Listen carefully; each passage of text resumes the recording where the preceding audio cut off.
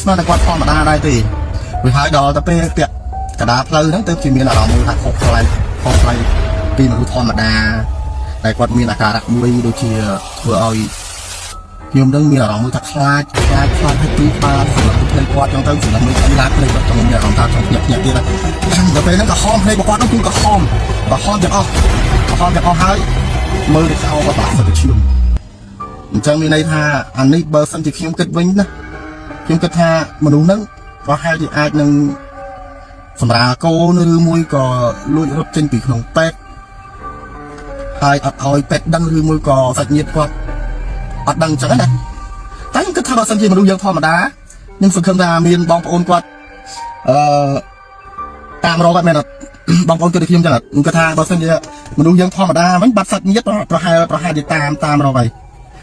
ទោះបីថាមនុស្សហ្នឹងគាត់គឺជាមនុស្សសន្តិអត់គ្រប់ឬមួយក៏យ៉ាងម៉េចក៏ខ្ញុំអត់ទាន់មានសង្កត់ថាដែរណាអានេះបើសិនខ្ញុំគិតថាមនុស្សយើងធម្មតាគឺមានបងប្អូនគាត់តាមរកហើយក៏មានបងប្អូនគាត់នឹងអាចចេញពីដំណឹងមួយថាពួកមានខ្លះដែលលើកឡើងថាហេតុអីក៏មានបងប្អូនគាត់ឬមួយក៏សាច់ញាតិគាត់ជាមនុស្សតើហេតុអីក៏អះអាងថាខ្មោចឬមួយក៏នេះខ្ញុំគិតថាប្រហែលជាអាចនឹងចេញអ្វីមួយព័ត៌មានអ្វីមួយនឹងលេចលឺឯងមិនអត់ទេអានេះបើសិនជាគិតថាជាមនុស្សធម្មតាវិញតែបើតាមខ្ញុំមើលទៅដូចជាមិនមែនធម្មតាទេពួកហេតុការណ៍ហ្នឹងខ្ញុំបើកឡើងនៅពេលហ្នឹងបើសិនខ្ញុំទុកស្មារតីអត់ធ្លាប់វិញប្រហែលជាអាចនឹងគ្រោះថ្នាក់តែខ្ញុំសូមបរិយាយថាបងប្អូនណាជឿក៏ជឿទៅបងប្អូនណាអត់ជឿក៏ខ្ញុំអត់ហ៊ាន